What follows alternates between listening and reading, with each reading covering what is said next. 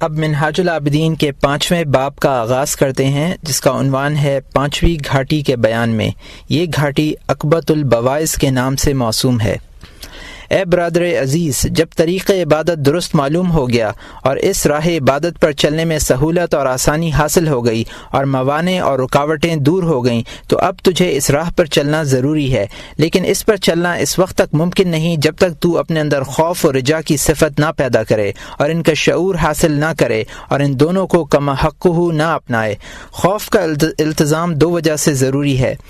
ایک تو اس لیے کہ خوف کے ذریعے ہی انسان گناہوں سے بچ سکتا ہے، کیونکہ نفس سرکش، شر اور برائی کا انتہائی دلدادہ ہے اور فتنوں کی باتوں کا بہت شائق ہے۔ یہ اس وقت تک باز نہیں آ سکتا جب تک اپنے اندر زبردست خوف نہ پیدا کیا جائے اور انتہائی زجر و تنبیہ کا طریقہ اختیار نہ کیا جائے، کیونکہ نفس امارہ طبعاً صفت وفا اور حیا سے خالی ہے۔ جیسے کسی شاعر نے کہا ہے، العبد یقرأ بالعصا والحر تکفیہ الملامہ۔ ترجمہ، غلام لاٹھی سے درست ہوتا ہے، لیکن دانا اور شریف انسان کو تھوڑی سی ملامت اور تنبیہ کافی ہوتی ہے۔ لہٰذا اس نفس امارہ کو راہ عبادت پر چلانے کی یہ تدبیر ہے کہ تو قول، فعل اور فکر غرض ہر طرح سے اس پر خوف کا کوڑا مسلط رکھے، جیسا کہ کسی بزرگ کے متعلق منقول ہے کہ اس کے نفس میں کسی گناہ کی رغبت اور چاہت پیدا ہوئی تو وہ باہر صحرا کی طرف چل پڑا، وہاں جا کر کپڑے اتارے اور تپتی ریت پر لوٹنا شروع کیا اور نفس سے مخاطب ہو کر کہا، اے رات کے وقت مردار کی طرح چارپائی پر پڑے رہنے والے اور دن لغویات میں ضائع کرنے والے نفس، اس تپش اور حرارت کو چکھ لے۔ جہنم کی آگ تو اس سے کہیں زیادہ گرم ہے۔ جب تیرے لیے یہ حرارت ناقابل برداشت ہے تو دوزخ کی آگ کی گرمی کس طرح برداشت کرے گا؟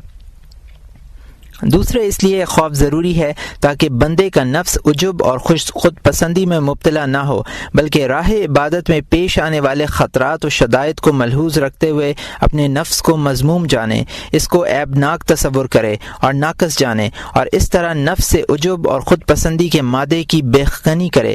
اور یہ بات خوف سے ہی پیدا ہو سکتی ہے، جیسا کہ حضور نبی کریم صلی اللہ علیہ وسلم سے منقول ہے کہ آپ نے فرمایا، لو انی و عیسی اخذنا بما اکتسبت ہاتان لعذبنا عذابا لما يعذبه احد من العالمین واشار بصبعی۔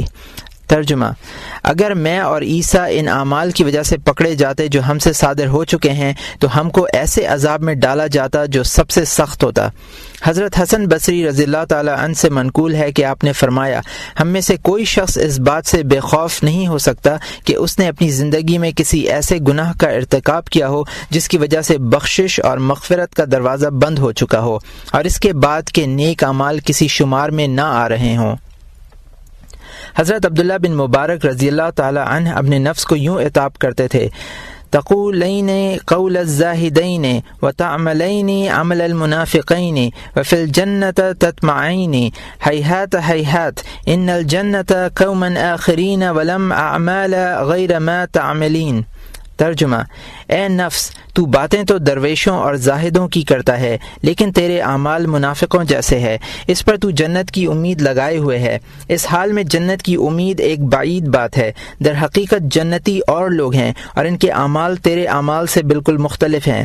تو اس طرح کے واقعات ذہن میں دہراتے رہو تاکہ عبادت کے دوران نفس امارہ عجب اور خود پسندی میں مبتلا نہ ہو اور معصیت و نافرمانی کا ارتکاب نہ کر بیٹھے۔ وباللہ التوفیق۔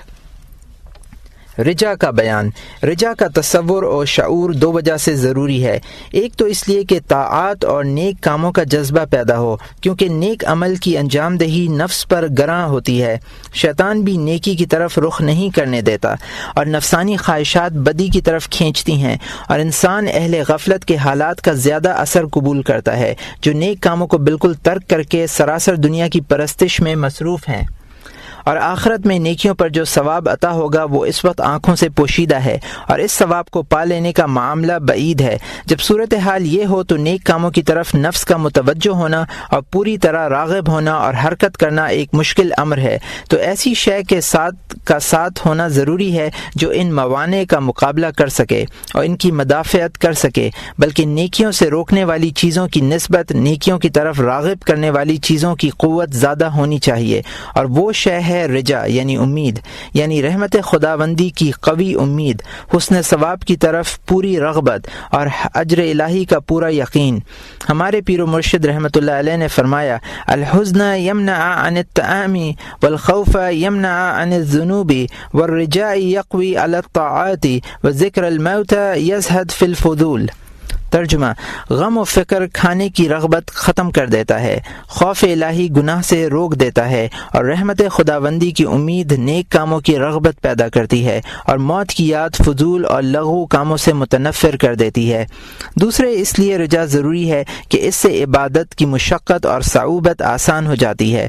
معلوم ہونا چاہیے کہ جو شخص اپنی مطلوبہ شے کی اہمیت و ضرورت پہچان لیتا ہے، اس پر اس شے کے حصول کے لیے اپنی ہر چیز قربان کر دینا آسان ہو جاتا ہے، اور جسے کوئی چیز پسند آ جاتی ہے اور دل و جان سے اس کی چاہت و رغبت رکھتا ہے، وہ اس کی شدت و مشقت کو برداشت کر لیتا ہے، اور اس کے حصول میں جو محنت مشقت اسے اٹھانی پڑتی ہے وہ اس کی پرواہ نہیں کرتا، اور جسے کسی چیز سے پورے طور پر پیار ہو جاتا ہے تو وہ اس کے لیے ہر مشکل و دشواری برداشت کرنے پر آمادہ ہو جاتا ہے، بلکہ اپنی محبوب شے کی خاطر مشکلات و تکالیف برداشت کرنے میں کئی طرح کی لذت اور فرحت محسوس کرتا ہے، بلکہ اپنی محبوب شے کی خاطر مشکلات و تکالیف برداشت کرنے میں کئی طرح کی لذت و فرحت محسوس کرتا ہے۔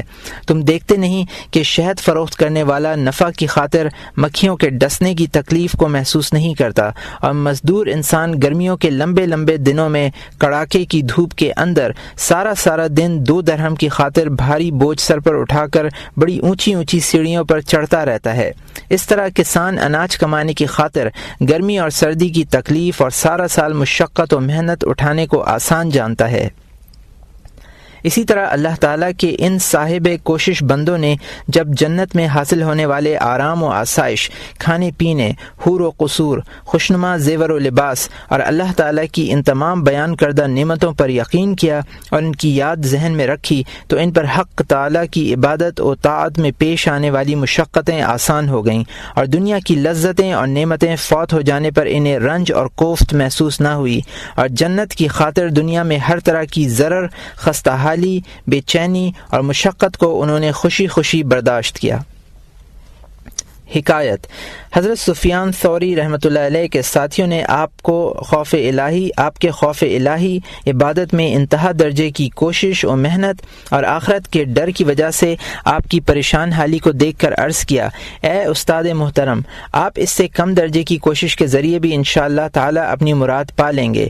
تو آپ نے جواب دیا، میں کیوں کوشش نہ کروں، حالانکہ مجھے یہ بات پہنچی ہے کہ اہل جنت اپنے منازل و مکانات میں تشریف فرما ہوں گے کہ اچانک ان پر نور کی ایک تجلی پڑے گی جس سے 8 جنتیں جگمگا اٹھیں گی۔ جنتی گمان کریں گے کہ یہ اللہ تعالیٰ کی ذات کا نور ہے تو سجدے میں گر پڑیں گے، انہیں ندا ہوگی اپنا سر سجدے سے اٹھا لو، یہ وہ نہیں جس کا تمہیں گمان ہوا ہے، یہ تو جنتی عورت کے تبسم کا نور ہے جو اس نے اپنے خاوند کے سامنے کیا۔ پھر حضرت سفیان ثوری رحمۃ اللہ علیہ نے یہ اشعار پڑھے، ما در من كانت الفردوس مسكنا ماذا تحمل من بعوث واقطار تراها يمشي كئيبا خائفا وجلا إلى المساجد يمشي بين أتمار يا نفس مالك من صبر على لهب قد حان أن تقبلي من بعد أدبار۔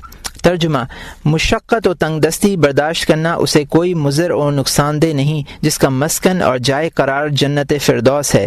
ایسا شخص دنیا میں غمناک، خائف اور آخرت میں پیش آنے والے معاملے سے ڈرتا رہتا ہے۔ عجز و مسکنت کا لباس زیب تن کیے ادائے نماز کے لیے مسجد کی طرف اس کی آمد و رفت جاری رہتی ہے۔ اے نفس، تجھے آتش دوزخ کے شعلے برداشت کرنے کی ہمت نہیں ہے، اور اعمال بد کی وجہ سے قریب ہے کہ بعد از صد ذلت و خواری تجھے وہ عذاب برداشت کرنا پڑے۔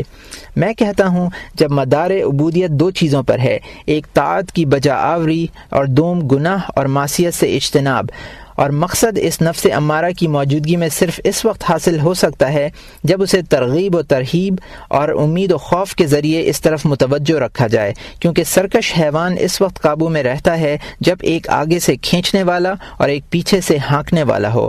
یہ حیوان جب اپنی پسند کا چارہ چرنے لگتا ہے تو اسے ایک ڈنڈا رسید کرتا ہے اور روکتا ہے، اتنے میں دوسری جانب سبز چارہ نظر آتا ہے تو وہ ادھر متوجہ ہو جاتا ہے، یہاں تک تو پوری ہوشیاری اور احتیاط سے اسے روکتا ہے، تب وہ جا کر رکتا ہے۔ اور سرکش بچہ تعلیم کی طرف صرف اس صورت میں توجہ کرتا ہے کہ اس کے والدین اسے کئی طرح کا لالچ دیں اور معلم اپنے روب اور دبدبے کے نیچے رکھیں۔ بعینہ یہی حال اس نفس امارہ کا ہے۔ یہ بھی ایک سرکش حیوان ہے جو اپنی شہوات کی چراگاہ میں رہنے کا سخت مشتاق ہے۔ خوف اس کے لیے ڈنڈا اور ہانکنے والے کا کام دیتا ہے، اور امید، ثواب و نجات اس کے لیے سبز جو ہیں جن سے طاعت کی طرف راغب ہوتا ہے۔ نیز یہ نفس امارہ سرکش بچے کی مانند ہے جسے عبادت و تقوی کی کتاب پڑھانی مقصود ہے۔ آتش دوزخ اور عذاب کا ذکر تو اس میں ڈر پیدا کرتا ہے، اور جنت اور ثواب اعمال اس میں امید و رغبت پیدا کرتے ہیں۔ ٹھیک اسی طرح ریاضت و عبادت کے لیے ضروری ہے کہ نفس میں خوف و رجا کا شعور پیدا کرے، ورنہ یہ امید نہیں کی جا سکتی کہ یہ نفس تقوی و عبادت کی کتاب پڑھنے پر آمادہ ہو جائے گا اور تم سے موافقت اختیار کر لے گا۔ طالب عبادت میں یہی شعور پیدا کرنے کے لیے قرآن مجید میں بار بار اور مبالغے کی حد تک وعد و وعید اور ترغیب و ترہیب کا ذکر کیا گیا ہے۔ ثواب کا اس پیرائے میں ذکر کیا کہ خواہ کشش پیدا ہوتی ہے، اور عذاب علیم کا اس تفصیل سے ذکر کیا کہ اس کے برداشت کی انسان میں طاقت اور ہمت نہیں۔ لہٰذا تم پر ضرور ہے کہ خوف و رجا کو پیش نظر رکھو تاکہ عبادت کی بجا آوری کی مراد حاصل ہو سکے اور اس راہ میں مشقت و تکلیف برداشت کرنے میں آسانی ہو۔ واللہ تعالی ولی التوفیق بفضلی و برحمتی۔ سوال: خوف و رجا کی حقیقت و ماہیت اور ان کا حکم و نتیجہ کیا ہے؟ جواب: خوف و رجا ہمارے علماء اہل سنت کے نزدیک قبیلہ خواطر میں سے ہے۔ بندے کی قدرت میں صرف یہی ہے کہ وہ خوف و رجا کے مقدمات کو عمل میں لائے۔ چنانچہ خوف کی تعریف یہ کی گئی ہے: الخوف رعدۃ تحدث فی القلب ان ظن مکروہ ینال۔ ترجمہ: خوف اس ڈر اور لرزنے کا نام ہے جو کسی بری چیز کے پہنچنے کے گمان سے دل میں پیدا ہوتا ہے۔ خشیت بھی خوف جیسی کیفیت کا نام ہے، لیکن خشیت کے مفہوم میں جس سے خوف ہوتا ہے اس کی ہیبت اور عظمت کا تصور بھی شامل ہے۔ خوف کے مقابل جرأت ہے۔ بعض دفعہ خوف کے مقابلے میں امن بھی آتا ہے، جیسے کہتے ہیں خائف و آمن اور خوف و امن، کیونکہ آمن یعنی بے خوف وہ شخص ہوتا ہے جو اللہ تعالیٰ کے احکام کے متعلق لاپرواہی اور بے باکی کا مظاہرہ کرے، لیکن حقیقتاً خوف کے مقابل جرأت ہی ہے۔ اپنے اندر خوف پیدا کرنے کے 4 مقدمات ہیں۔ پہلا یہ کہ اپنے گزشتہ گناہوں کو یاد کرنا، دوسرا اللہ تعالیٰ کی اس شدت و سختی کو یاد کرنا جسے برداشت کرنے کی تم میں سخت نہیں، تیسرا اللہ تعالیٰ کے عذاب کے آگے اپنی ضعف اور ناتوانی اور کمزوری کو یاد کرنا، تیسرا اللہ تعالیٰ کی قدرت و طاقت کو یاد رکھنا کہ وہ جب چاہے جیسے چاہے گرفت کر سکتا ہے۔ رجا کی تعریف یہ کی گئی ہے: ہوا ابتہاج القلب بمعرفت فضل اللہ سبحانہ واستروحت الى سعت رحمت اللہ تعالی۔ ترجمہ: یعنی اللہ تعالیٰ کے فضل و کرم کو پہچان کر دل میں خوشی محسوس کرنا اور اس کی راحت کے دامن میں راحت حاصل کرنے کا تصور، اور اس کی رحمت کے دامن میں راحت حاصل کرنے کا تصور۔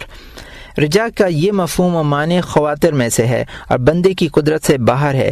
ہاں، رجا کے معنی یہ ہیں: ہوا تذکرہ فضل اللہ تعالی وسعت رحمت۔ ترجمہ: اللہ تعالیٰ کے فضل اور اس کی وسعت رحمت کو یاد کرنا بندے کی قدرت میں ہے۔ خطرات و حوادث کے متعلق یہ ارادہ اور عقیدہ رکھنا کہ بے مشیت الہی ان سے ضرور نقصان نہیں پہنچ سکتا، ان سے ضرر و نقصان نہیں پہنچ سکتا، اس کو رجا کہا گیا ہے۔ رجا کے اس بیان میں ہمارے نزدیک پہلا معنی مراد ہیں، یعنی اللہ تعالیٰ کے فضل و رحمت کو یاد کر کے مسرت و راحت محسوس کرنا۔ رجا کی ضد یاس یا نا امیدی ہے۔ نا امیدی اور یاس کی یہ تعریف کی گئی ہے: ہوا تذکرہ فوات رحمت اللہ و فضلہ و قطع القلب عن ذلک۔ ترجمہ: اس خیال کو کہ مجھے خدا کی رحمت اور اس کا فضل نہیں پہنچے گا، نیز دل کا رب تعالی کے فضل و رحمت کی امید سے الگ کر لینے کو یاس کہتے ہیں۔ اس طرح کی نا امیدی محض گناہ ہے، اور جب رجا کا تصور پختہ کیے بغیر نا امیدی اور یاس کا قلع کما کرنا دشوار ہو تو ایسی صورت میں رجا فرض ہے، اور اگر ایسی صورتحال نہ ہو تو رجا نفل ہے، جبکہ اجمالی طور پر اللہ تعالیٰ کے فضل و کرم اور وسعت و رحمت کا عقیدہ دل میں مضبوط اور پختہ ہو۔ رجا 4 چیزوں سے پیدا ہوتی ہے: بندے کی طرف سے بغیر کسی سفارش کنندہ اور بغیر کسی رغبت و طلب کے بندے پر اللہ تعالیٰ کی طرف سے کیے گئے انعامات اور احسانات سابقہ کو یاد کرنا۔ دوسرا، اللہ تعالیٰ نے اپنی شان رحیمی اور کریمی کے مطابق عظیم عزتوں اور بڑے اجر و ثواب کے جو وعدے کیے ہیں ان کو ذہن میں رکھنا۔ اس اجر و ثواب کو ذہن میں نہ رکھنا جس کے تم اپنے اعمال کے عوض مستحق ہو سکتے ہو، کیونکہ اجر و ثواب اگر بندے کے افعال و اعمال کی حیثیت کے مطابق ملے تو بالکل قلیل و حقیر ہوگا۔ تیسرا، استحقاق کے بغیر اور بے مانگے دین و دنیا کے ہر شعبے میں اللہ تعالیٰ جو مختلف الاقسام نعمتیں فی الحال عطا کر رہا ہے ان کو یاد کرنا۔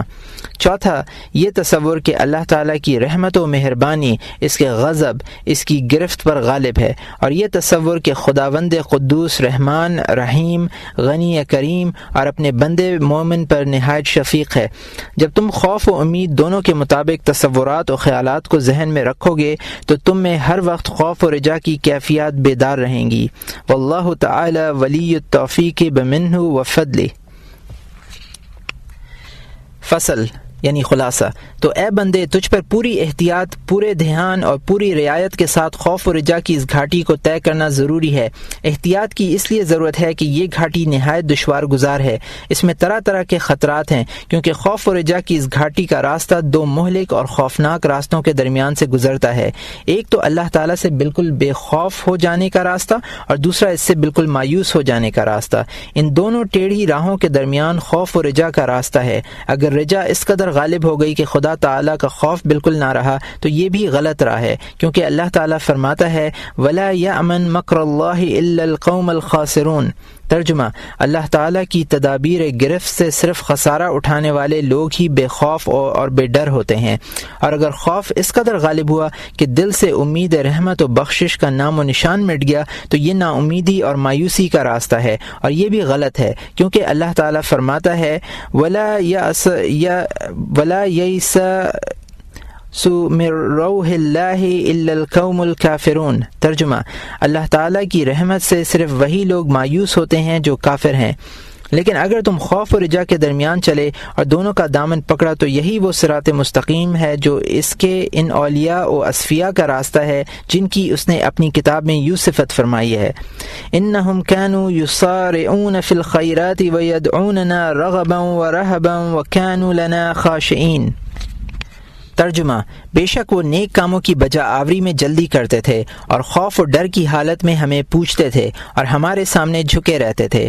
جب تمہیں معلوم ہو گیا کہ اس گھاٹی میں 3 مختلف راستے ہیں، ایک تو راستہ امن و بے باکی یعنی مکمل بے خوفی کا راستہ، دوسرا نا امیدی اور مایوسی کا راستہ، تیسرا ان دونوں راہوں کے درمیان خوف و رجا کا راستہ، تو اگر تم ذرا بھی دائیں یا بائیں ہوئے تو 2 مہلک راستوں میں جا پڑو گے اور ہلاک ہونے والوں کے ساتھ ہلاک ہو جاؤ گے۔ پھر صورتحال یہ ہے کہ بے خوفی اور مایوسی کے دونوں راستے درمیانی راستے کی نسبت زیادہ کشادہ ہیں اور ان کی طرف بلانے والوں کی کثرت ہے، اور درمیانے راستے کی نسبت ان 2 پر چلنا زیادہ سہل اور آسان ہے، کیونکہ اگر تم جانب امن بے خوفی کی طرف نظر دوڑاؤ گے تو تمہیں اللہ تعالیٰ کی وسیع رحمت، اس کے بے پایاں فضل و کرم اور اس کی بخشش اور جود کے وہ سمندر نظر آئیں گے کہ خوف و ڈر کا شائبہ بھی دل میں باقی نہیں رہے گا۔ تو اللہ تعالیٰ کے فضل پر بھروسہ کر کے بے خوف ہو کر بیٹھ جاؤ گے، اور اگر جانب خوف کی طرف دیکھو گے تو تمہیں خدا تعالیٰ کی عظیم قدرت، غالب سیاست، کثرت ہیبت، معاملہ حساب و کتاب کی نزاکت، اپنے ولیوں اور برگزیدہ بندوں کی بطور عتاب گرفت کے وہ لرزہ خیز واقعات و حالات سامنے آئیں گے کہ رجا باقی نہیں رہے گی، تو مایوسی اور نا امیدی کا شکار ہو جاؤ گے۔ لہٰذا ایسی صورتحال کے پیش نظر تم پر یہ بھی ضروری ہے کہ محض اللہ تعالیٰ کی وسعت رحمت پر ہی انحصار نہ کرو، تاکہ اس کی رحمت پر بھروسہ کر کے بالکل بے خوف نہ ہو جاؤ کہ یہ بھی غلط ہے، اور نہ اس کی عظیم ہیبت اور آخرت میں سخت کھود کرید پر ہی نظر رکھو، کیونکہ اس طرح تم قنوطیت اور مایوسی کا شکار ہو جاؤ گے، بلکہ دونوں پہلوؤں کو پیش نظر رکھو، کچھ حصہ خوف کا لو اور کچھ رجا کا، پھر ان دونوں کے کندھے پر سوار ہو کر اس باریک راہ پر چلو تاکہ بھٹکنے سے محفوظ رہو، کیونکہ صرف رجا کا راستہ بہت آسان اور سہل ہے اور بڑا وسیع اور کشادہ ہے، لیکن اس کی منزل اور انتہا عذاب خدا سے بالکل بے خوفی اور خسارہ ہے۔ اسی طرح صرف خوف کا راستہ اور رجا کے درمیان ہے، اور یہ درمیانی راستہ اگرچہ دشوار گزار ہے لیکن ہر خطرے سے محفوظ اور بالکل واضح اور صاف ہے، جو غفران اور احسان اور جنت و رضوان اور لقائے الہی تک لے جاتا ہے۔ کیا تم نے خوف و رجا کے راستے پر چلنے والوں کے متعلق خدا تعالیٰ کا یہ ارشاد مبارک نہیں سنا؟ یدعون ربہم خوفا و طمعا، ترجمہ، وہ اپنے پروردگار کو خوف اور امید کی حالت میں پکارتے ہیں۔ پھر ان کی جزا کے متعلق فرمایا فلا تعلم نفس ما اخفی لهم من قرۃ اعین جزاء بما كانوا يعملون، ترجمہ، کوئی انسان نہیں جان سکتا آنکھوں کی اس ٹھنڈک کو جو خوف و رجا کی راہ پر چلنے والوں کے لیے ان کی جزا کے طور پر آخرت میں پوشیدہ رکھی ہوئی ہیں۔ اس جملہ قرآنی پر پوری طرح غور کرو، پھر اس راہ پر چلنے کے لیے پوری طرح مستعد اور بیدار ہو جاؤ، کیونکہ خوف و رجا کا مقام حاصل کرنا آسان نہیں۔ پھر یہ معلوم ہونا بھی ضروری ہے کہ اس راہ پر چلنا اور سست اور سرکش نفس کو اس کی محبوب چیزوں سے ہٹا کر طاعات اور اعمال صالحہ میں لگانا جو اسے بڑا ناگوار ہے، اس وقت تک حاصل نہیں ہو سکتا جب تک 3 اصول ذہن میں نہ رکھے جائیں، اور جب تک غفلت اور سستی کے بغیر لگاتار دائماً ان اصولوں کی حفاظت و نگہداشت نہ کی جائے۔ وہ 3 اصول یہ ہیں: پہلا ہے ترغیب و ترہیب کے متعلق خدا تعالیٰ کے ارشادات، دوسرا گرفت یا معاف کرنے کے متعلق اللہ تعالیٰ کا دستور، تیسرا آخرت میں نیک لوگوں کے ثواب اور برے لوگوں کے سزا و عذاب کو یاد رکھنا۔ ان تینوں اصولوں کو کما حقہ تفصیل کے لیے تو دفتر درکار ہیں، مگر ہم نے اس باب میں ایک مستقل کتاب تنبیہۃ الغافلین تصنیف کی ہے، اور اس مختصر کتاب میں صرف ان کلمات کی طرف ہم اشارہ کرتے ہیں جن کو ذہن نشین کر لینے کے بعد مقصود سے انشاءاللہ تعالی واقف ہو جاؤ گے۔ واللہ ولی التوفیق۔ اصل اول، ترغیب و ترہیب کے متعلق خدا تعالی کے ارشادات۔ اے عزیز، تجھے ان آیات میں ضرور تدبر اور غور کرنا چاہیے جن میں خدا تعالی نے ترغیب و ترہیب اور خوف و رجا کا ذکر فرمایا ہے۔ چنانچہ رجا کے متعلق قرآن مجید میں فرمایا ہے لا تقنطوا من رحمت اللہ ان اللہ یغفر الذنوب جميعا، ترجمہ، اللہ تعالیٰ کی رحمت سے نا امید نہ ہو، بے شک اللہ تعالیٰ تمام گناہ بخش دے گا۔ وَمَن يَغْفِرَ الذُّنُوبَ إِلَّا اللَّهَ غَافِرُ الذَّنبِ وَقَابِلُ التَّوْبِ، ترجمہ، اللہ تعالیٰ کے سوا اور کون گناہ بخشنے والا ہے؟ اللہ تعالیٰ گناہ بخشتا ہے اور توبہ قبول کرتا ہے۔ وَهُوَ الَّذِي يَقْبَلُ التَّوْبَةَ عَنْ عِبَادَتِهِ وَيَعْفُو عَنِ السَّيِّئَاتِ، ترجمہ، وہی اپنے بندوں کی توبہ قبول کرتا ہے اور ان کی غلطیاں معاف کرتا ہے۔ کتب ربکم علی نفسہ الرحمہ، تمہارے پروردگار نے رحمت و بخشش اپنے ذمے لے رکھی ہے۔ ورحمتی وسعت کل شیء فساکتبها للذین یتقون، ترجمہ، میری رحمت ہر شے کو وسیع ہے، میں ان قریب اپنی رحمت ان لوگوں کے لیے مخصوص کر دوں گا جو متقی ہیں۔ ان اللہ بالناس لرعوف الرحیم، بے شک اللہ تعالیٰ لوگوں پر مہربان اور شفیق ہے۔ وکان بالمؤمنین رحیما، وہ مومنوں پر مہربان ہے۔ ان مذکورہ آیات اور اس طرح کی دیگر بہت سی آیات میں رجا کا بیان ہے۔ خوف اور ہیبت کی آیات۔ یا عبادی فتقون، ترجمہ، اے میرے بندو مجھ سے ڈرو۔ افحسبتم انما خلقنکم عبثا وانکم الینا لا ترجعون، ترجمہ، کیا تمہارا یہ گمان ہے کہ ہم نے تم کو بیکار پیدا کیا ہے اور تم ہماری طرف لوٹائے نہیں جاؤ گے؟ ایحسب الانسان ان یترک سدی، ترجمہ، کیا انسان یہ گمان کیے بیٹھا ہے کہ اس کی باس پرس نہیں ہوگی؟ لیس بامانیکم وامانی اہل الکتاب، ترجمہ، آخرت میں نجات کا معاملہ تمہاری اور اہل کتاب کی امیدوں کے ماتحت نہیں۔ وَمَن يَعْمَلْ سُوءًا يُجْزَ بِهِ وَلَا يَجِدْ مِن دُونِ اللَّهِ وَلِيًّا وَلَا نَصِيرًا، ترجمہ، جو شخص بھی برائی کرے تو اس کا بدلہ پائے گا اور اسے اللہ تعالیٰ کے سوا کوئی حمایتی اور مددگار نہیں ملے گا۔ وَهُمْ يُحْسِنُونَ أَنَّهُمْ يُحْسِنُونَ صُنْعًا، ترجمہ، اور ان کا گمان یہ ہے کہ وہ بہت ہی اچھے کام کر رہے ہیں۔ وَبَدَا لَهُم مِّنَ اللَّهِ مَا لَمْ يَكُونُوا يَحْتَسِبُونَ، ترجمہ، اور ان کے سامنے اللہ کی طرف سے عذاب کا وہ نمونہ ظاہر ہوگا جس کا ان کو وہم و گمان بھی نہ تھا۔ وَقَدِمْنَا إِلَى مَا عَمِلُوا مِنْ عَمَلٍ فَجَعَلْنَاهُ هَبَاءً مَنْثُورًا، ترجمہ، قیامت میں ہم ان کے اعمال کی طرف آئیں گے تو انہیں قبول کرنے کے بجائے ذرات بنا کر اڑا دیں گے اور بالکل نیست و نابود کر دیں گے۔ ہم اللہ تعالیٰ سے دعا کرتے ہیں کہ وہ ہمیں اپنے دامن رحمت میں جگا دے اور بدعمالیوں سے بچائے۔ چند وہ آیات مبارکہ جن میں خوف و رجا دونوں کا بیان ہے۔ نبئی عبادی انی انا الغفور الرحیم، میرے بندوں کو بتا دو کہ میں ہی غفور الرحیم ہوں۔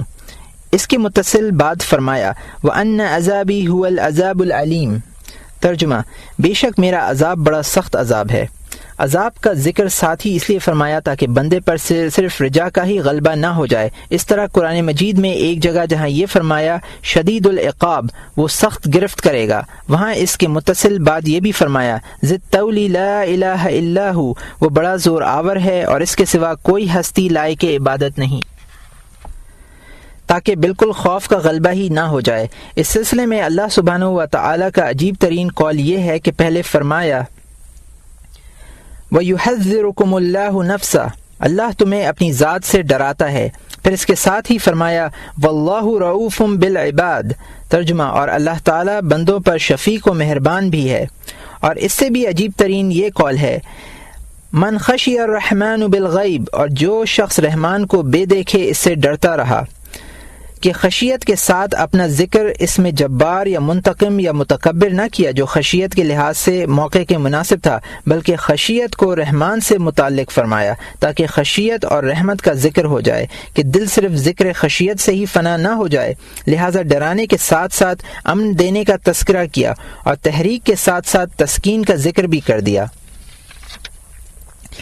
اس آیت کے مضمون کی مثال یوں ہے کہ تم کسی کو کہو کہ تم اپنی مہربان ماں سے کیوں نہیں ڈرتے، یا تم اپنے مشفق باپ سے کیوں خوف نہیں کھاتے، یا تم رحم دل حاکم سے کیوں نہیں ڈرتے۔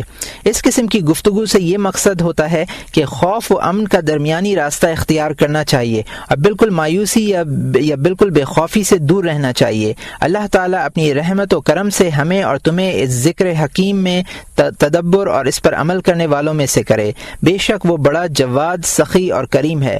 ولا حول ولا قوت الا باللہ العلی العظیم۔ دوسری اصل اللہ تعالیٰ کے افعال و معاملات کے بیان میں۔ اے عزیز، مندرجہ ذیل واقعات کا مطالعہ خوف پیدا کرنے کے لیے کافی ہے۔ پہلا یہ کہ ابلیس نے اللہ تعالیٰ کی 80,000 برس عبادت کی اور ایک قدم کی مقدار بھی اس نے ایسی جگہ باقی نہ چھوڑی جس پر اس نے سجدہ نہ کیا ہو۔ پھر اس نے صرف ایک حکم کی نافرمانی کی تو اس کو اپنی درگاہ سے مردود کر دیا اور اس کی 80,000 برس کی عبادت اس کے منہ پر دے ماری اور قیامت تک اس کے گلے میں طوق لعنت ڈال دیا اور اس کے لیے ابد الآباد تک عذاب علیم میں جلنا مقرر کر دیا۔ حضور نبی کریم صلی اللہ علیہ وسلم سے مروی ہے، آپ نے جبرائیل علیہ السلام کو دیکھا کہ ابلیس کی حالت سے عبرت گیر ہو کر کعبہ شریف کے پردے سے لپٹ کر نہایت گریہ و زاری کے ساتھ اللہ تعالیٰ کے حضور میں یہ دعا کر رہے تھے الہی و سیدی لا تغیر اسمی ولا تبدل جسمی، ترجمہ اے میرے الہ اور اے میرے مالک، کہیں میرا نام نیکیوں کی لسٹ سے مٹا کر بدوں کی لسٹ میں نہ کر دینا اور کہیں میرا جسم اہل عطا کے زمرے سے نکال کر اہل عقاب کے گروہ میں نہ کر دینا۔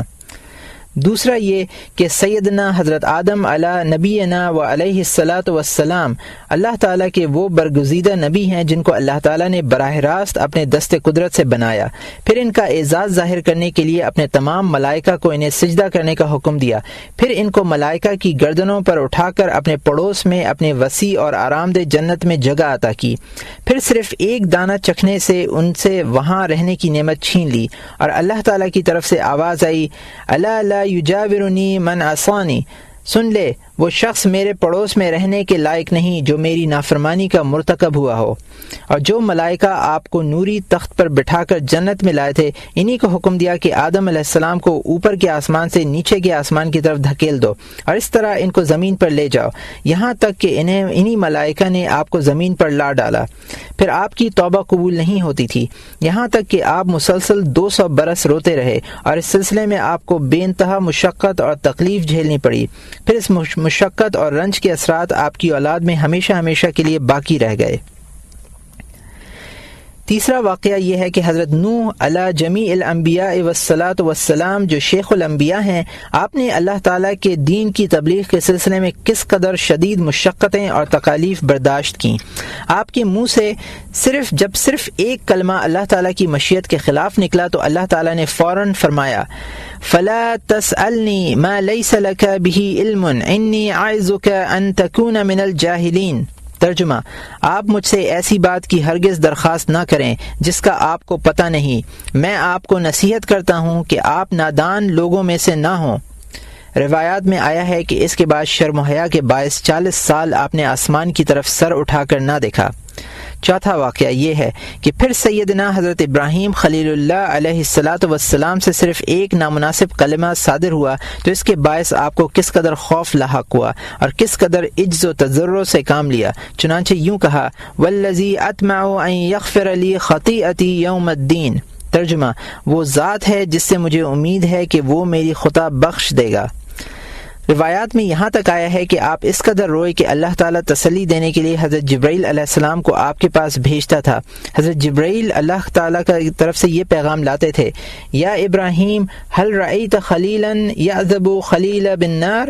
ترجمہ، اے ابراہیم، تو نے کبھی ایسا دوست دیکھا ہے جو اپنے دوست کو آگ کے عذاب میں ڈالے؟ لیکن حضرت ابراہیم علیہ السلام حضرت جبرائیل کو جواب میں کہتے تھے، یا جبرائیل اذا ذکرت خطیئتی نسیت خلط۔ ترجمہ، اے جبرائیل، مجھے جب اپنی خطا یاد آتی ہے تو خوف کے باعث اللہ کے ساتھ رشتہ دوستی بھول جاتا ہوں۔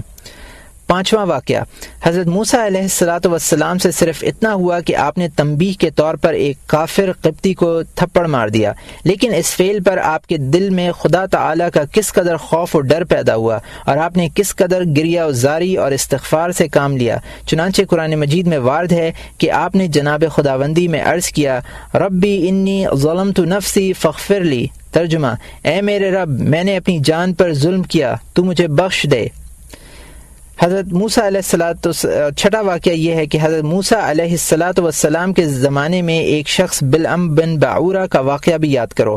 گمراہ ہونے سے پہلے اس کی حالت یہ تھی کہ جب وہ آسمان کی طرف دیکھتا تھا تو اس کی نظر عرش عظیم تک پہنچتی تھی۔ اللہ تعالیٰ نے درج ذیل آیت قرآنی میں اس کا تذکرہ کیا ہے، وَاتْلُ عَلَيْهِمْ نَبَأَ الَّذِي آتَيْنَاهُ آيَاتِنَا فَانسَلَخَ مِنْهَا۔ ترجمہ، ان کو اس شخص کا واقعہ سناؤ جسے ہم نے اپنی آیات عطا کی تھیں تو وہ ان سے نکل گیا اور ان کے خلاف چل پڑا۔ اور یہ گمراہی اور ضلالت اس پر صرف اس وجہ سے مسلط ہو گئی کہ وہ دنیا اور اہل دنیا کی طرف جھک گیا اور صرف ایک موقع پر اللہ تعالیٰ کے دوستوں میں سے ایک دوست کی عزت و حرمت قائم نہ رکھی تو اللہ تعالیٰ نے اس سے اپنی معرفت چھین لی اور اسے دھتکارے ہوئے کتے کی طرح کر دیا۔ چنانچہ اس کے متعلق قرآن مجید میں فرمایا، فَمَثْلَهُ كَمَثَلِ الْكَلْبِ إِن يَحْمِلْ عَلَيْهِ يَلْهَثْ۔ ترجمہ، تو اس کا حال کتے کی طرح ہو گیا کہ اگر تو اس پر حملہ آور ہو تو زبان نکال لے۔ تو صرف ایک بار اللہ تعالیٰ کے دوست کی بے ادبی کرنے اور ایک بار دنیا کی طرف جھکنے کی پاداش میں اسے ہلاکت اور ضلالت کے سمندر میں ہمیشہ کے لیے غرقاب کر دیا۔ میں نے بعض علماء سے سنا ہے کہ گمراہ ہونے سے قبل بلعم بن باعورہ کی مجلس علم میں صرف ایک وقت میں 12 ہزار دینی طالب علم ہوتے تھے جو ہاتھوں میں قلم و دوات لیے اس کی معرفت سے لبریز ملفوظات قلم بند کرتے تھے۔ پھر گمراہی کے بعد وہ اس حالت کو پہنچا کہ انکار خدا کے مسئلے پر سب سے پہلے اس نے کتاب تصنیف کی۔ ہم اللہ تعالیٰ کے غصے، اس کی ناراضگی، اس کے عذاب علیم اور اس کی طرف سے مسلط ہونے والی ذلت و خواری سے بار بار پناہ پکڑتے ہیں۔ تو تم غور کر لو کہ دنیا کی خیانت اور نحوست عوام تو کجا بڑے بڑے علماء کو ضلالت و گمراہی کے گہرے غار میں کہاں تک دھکیل کر لے جاتی ہے۔ لہٰذا بیدار اور ہوشیار بنو، کیونکہ معاملہ بڑا خطرناک ہے اور عمر مختصر ہے اور اعمال خامیوں سے لبریز ہیں اور اعمال کو جانچنے والا بڑا صاحب بصیرت ہے۔ اگر وہ اچھے اعمال پر ہمیں خاتمہ نصیب فرمائے اور ہماری لغزشوں کو معاف کر دے تو اسے کوئی مشکل اور دشوار نہیں۔ 7واں واقعہ، پھر سیدنا حضرت داؤد علیہ السلام سے جو زمین میں خدا تعالیٰ کے نائب اور خلیفہ تھے صرف ایک لغزش کا صدور ہوا تو خوف الہی سے اس قدر روئے کہ ان کے آنسوؤں سے زمین سے سبزہ اگایا۔ آپ بار بار بارگاہ خداوندی میں یوں عرض کرتے تھے، الہی ترحم بکائی و تضرعی، ترجمہ، اے اللہ میری اس گریہ ازاری کو دیکھ اور مجھ پر رحم فرما۔ اللہ تعالیٰ کی طرف سے جواب آیا، یا داؤد نسیت ذنبک و ذکرت بکاوک، ترجمہ، اے داؤد تجھے اپنی لغزش تو بھول چکی ہے مگر تجھے اپنا رونا یاد ہے۔ منقول ہے کہ 40 روز تک اور بعض روایات کے مطابق 40 سال تک آپ کی توبہ قبول نہ ہوئی۔ 8واں واقعہ، پھر سیدنا حضرت یونس علیہ السلام سے صرف اتنی بات صادر ہو گئی کہ آپ ایک دفعہ بے محل غصے میں آ گئے تو سمندر کی گہرائیوں میں 40 روز تک مچھلی کے پیٹ میں قید کر دیے گئے۔ وہاں آپ یہ تسبیح پڑھتے اور خدا کو ندا کرتے تھے، لا الہ الا انت سبحانک انی کنت من الظالمین، ترجمہ، نہیں کوئی معبود مگر تو ہی پاک ہے اور بے شک میں ظالموں میں سے تھا۔ فرشتوں نے جب آپ کی آواز سنی تو عرض کیا، اے الہ العالمین، آواز تو پہچانی جاتی ہے مگر اس کا مقام اور اس کی جگہ معلوم نہیں ہوتی۔ تو اس پر اللہ تعالیٰ نے فرمایا، یہ میرے بندے یونس کی آواز و پکار ہے۔ اس پر فرشتوں نے ان کی سفارش کی، مگر ان تمام باتوں کے باوجود اللہ تعالیٰ نے آپ کا نام مبارک یونس لینے کے بجائے ذُنُّون یعنی مچھلی والے کے نام سے آپ کا ذکر کیا، اور اس قصے کو یوں بیان فرمایا، فَالْتَقَمَهُ الْحُوتُ وَهُوَ مُلِيمٌ فَلَوْلَا أَنَّهُ كَانَ مِنَ الْمُسَبِّحِينَ لَلَبِثَ فِي بَطْنِهِ إِلَى يَوْمِ يَبْعَثُونَ، ترجمہ، تو یونس کو مچھلی نے نگل لیا، آپ اس وقت اپنے آپ کو کوستے تھے، تو اگر آپ اس وقت تسبیح میں مصروف نہ ہوتے تو قیامت تک مچھلی کے پیٹ میں ہی بند رہتے، باہر نہ آ سکتے۔ اس بیان کے بعد اللہ تعالیٰ نے حضرت یونس علیہ السلام پر اپنی نعمت اور اپنے احسان کا یوں ذکر فرمایا، لولا ان تدارکتہ نعمتہ لنبذ بالعراء وهو مذموم، ترجمہ، اگر اس کے رب کی نعمت اس کے شامل نہ ہوتی تو اسے مچھلی کے پیٹ سے ایک چھٹیل جگہ میں پھینک دیا جاتا اور مقام مدح سے دور کر دیا جاتا۔ لہٰذا اے عزیز، خدا تعالیٰ کی اس روش کو غور سے دیکھ اور اس سے ڈر۔ 9واں واقعہ، پھر رب تعالیٰ نے خود اس ہستی کو جسے تمام انبیاء پر سیادت و فضیلت اور اس کو اپنی درگاہ میں سب سے زیادہ مکرم اور محترم ہونے کا مقام حاصل ہے، یوں خطاب فرمایا، فاستقم کما امرت ومن تاب معک ولا تطغوا انہ بما تعملون بصیر، ترجمہ، اے نبی تو بھی ہمارے احکامات کی بجا آوری میں استقامت دکھا اور وہ بھی جو تیرے ساتھ ہماری طرف رجوع کر چکے ہیں یعنی اہل ایمان، اور سرکشی کے راستے پر مت چلو، بے شک وہ تمہارے تمام اعمال کو دیکھ رہا ہے۔ اس حکم خداوندی کے نزول کے بعد نبی کریم صلی اللہ علیہ وسلم فرمایا کرتے تھے، شیبتی ہود و اخواتہا، ترجمہ، مجھے سورہ ہود اور اس طرح کی دوسری صورتوں نے بوڑھا کر دیا ہے۔ علماء کرام فرماتے ہیں کہ حضور علیہ السلام کی اس سے یہ آیت اور اس طرح کی دوسری آیات مراد ہیں۔ قرآن مجید میں خدا تعالی نے آپ کو یہ حکم بھی دیا ہے، وَاسْتَغْفِرْ لِذَنبِكَ، ترجمہ، اپنی لغزشوں کے لیے بخشش طلب کرتے رہو۔ اس حکم کے مطابق حضور علیہ السلام مسلسل استغفار کرتے رہے یہاں تک کہ اللہ تعالیٰ کی طرف سے یہ آیت نازل ہوئی، وَوَضَعْنَا عَنْكَ وِزْرَكَ الَّذِي أَنقَضَ ظَهْرَكَ، ترجمہ، اور ہم نے آپ سے وہ بوجھ اتار دیا جس نے آپ کی کمر توڑ دی تھی۔ نیز یہ آیت بھی نازل ہوئی، لِيَغْفِرَ لَكَ اللَّهُ مَا تَقَدَّمَ مِنْ ذَنْبِكَ وَمَا تَأَخَّرَ، ترجمہ، تاکہ اللہ تعالیٰ آپ کی گزشتہ اور آئندہ لغزشیں درگزر فرما دے۔ اس طرح کی آیات کے نزول کے بعد حضور علیہ السلام کی یہ حالت تھی کہ آپ سوتے نہیں تھے بلکہ ساری رات عبادت میں مصروف رہتے تھے، یہاں تک کہ آپ کے قدم مبارک ورم کر آئے۔ صحابہ کرام تعجب و حیرت سے سوال کرتے تھے، اتفعل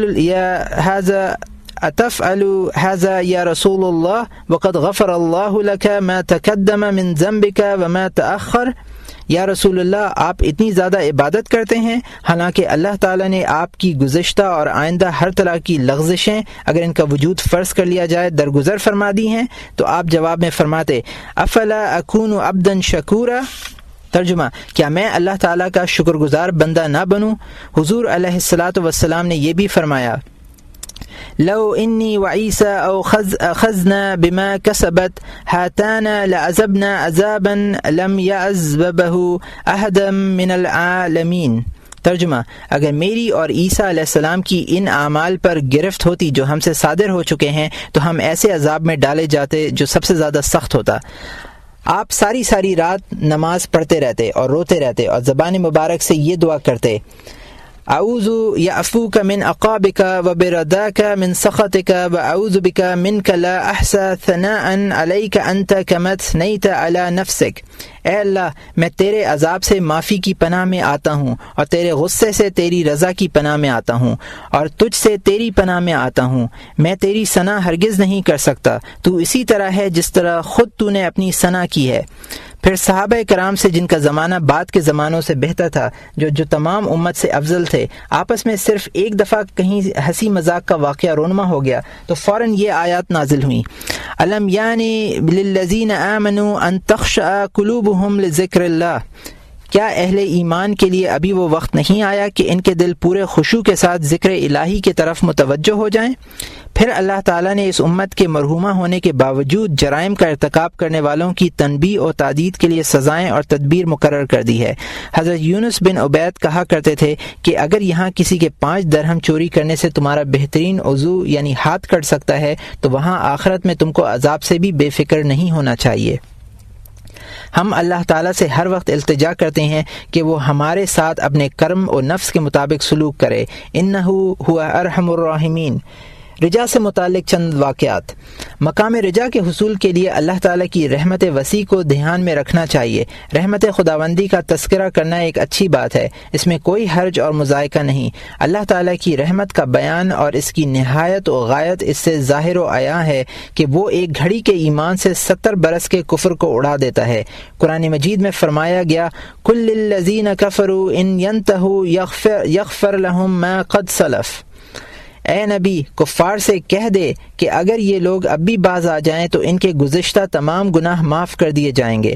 تم فرعون کے جادوگروں کے واقعے کو نہیں دیکھتے جو حضرت موسیٰ علیہ السلام کے ساتھ جنگ اور مناظرہ کرنے کے لیے آئے تھے اور خدا کے دشمن فرعون کی عزت کی قسم کھائی تھی اور مقابلے پر تل گئے تھے۔ انہوں نے حضرت موسیٰ علیہ السلام کی طرف کا صرف ایک معجزہ دیکھا تو عرفان حق نصیب ہو گیا اور بول اٹھے، آمنا برب العالمین، ہم رب العالمین پر ایمان لے آئے۔ ان جادوگروں کے متعلق یہ ذکر کہیں نہیں آیا کہ انہوں نے ایمان کے علاوہ نیک کام بھی کیے تھے۔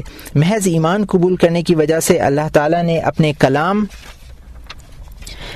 مجید میں بار بار مدح اور ثنا کے طور پر ان کا ذکر کیا ہے، اور ان کے سابقہ صغائر و کبائر ایک گھڑی بھر بلکہ ایک لحظہ بھر کے ایمان کی برکت سے معاف کر دیے۔ انہوں نے صدق کے دل سے صرف اتنا کہا تھا کہ ہم رب العالمین پر ایمان لے آئے۔ اخلاص کے ساتھ صرف اتنے الفاظ کہنے سے اللہ تعالیٰ نے ان کی روحانیت میں انقلاب پیدا کر دیا اور ان پر اپنی بے شمار نعمتوں کی بارش کر دی اور قیامت میں ہمیشہ کے لیے ان کو شہداء کا سردار بنا دیا۔ یہ اللہ تعالیٰ کی ان لوگوں پر کرم نوازی کا حال ہے جنہیں صرف ایک لحظہ کے لیے اس کے عرفان اور اس کی توحید پر قائم رہنے کا موقع ملا، حالانکہ ان کی سابقہ زندگی جادوگری، کفر، گمراہی اور شر و فساد میں گزری تھی۔ تو ان لوگوں پر خدا تعالیٰ کی عنایات کس قدر ہوں گی جن کی زندگی توحید پر استقامت اور عبادت میں گزر گئی اور دونوں جہان میں اپنے تمام معاملات اسی سے وابستہ رکھے۔ اصحاب کہف کے واقعے پر غور کرو کہ عرصہ دراز تک یہ لوگ حالت کفر میں رہے، پھر ان کو یکایک توحید و ایمان کی توفیق نصیب ہو گئی۔ قرآن مجید میں ہے، اذ قاموا فقالوا ربنا رب السماوات والارض لن ندعو من دونه الہا۔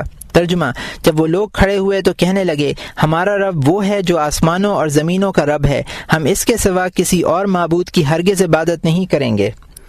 اور پھر جب وہ حق تعالیٰ کی طرف ملتجی ہوئے تو اس نے ان کو فوراً مقبول بندوں کا مقام عطا کیا اور انہیں روحانی نعمتوں کے ساتھ نوازا، پھر ان کا نہایت اعزاز و اکرام فرمایا۔ چنانچہ قرآن مجید میں وارد ہے، وَنُقَلِّبُهُمْ ذَاتَ الْيَمِينِ وَذَاتَ الشِّمَالِ، ہم خود ان کو ان کے دائیں بائیں کروٹیں بدلتے ہیں۔ نیز خدا تعالیٰ نے ان کی عزت و حرمت قائم اور محفوظ رکھنے کے لیے ان کو دہشت اور ہیبت کا لباس پہنا دیا کہ کوئی ان تک پہنچ نہ سکے، یہاں تک کہ ان کے روب و ہیبت کے متعلق اکرم الخلق یعنی حضور علیہ السلام کو فرمایا، لو اطلعت علیہم لولیت منہم فرارا ولملئت منہم رعبا۔ ترجمہ: اگر آپ ان کو جھانک کر دیکھ لیں تو دہشت کے باعث بھاگ پڑیں اور آپ کا دل رعب اور دہشت سے بھر جائے۔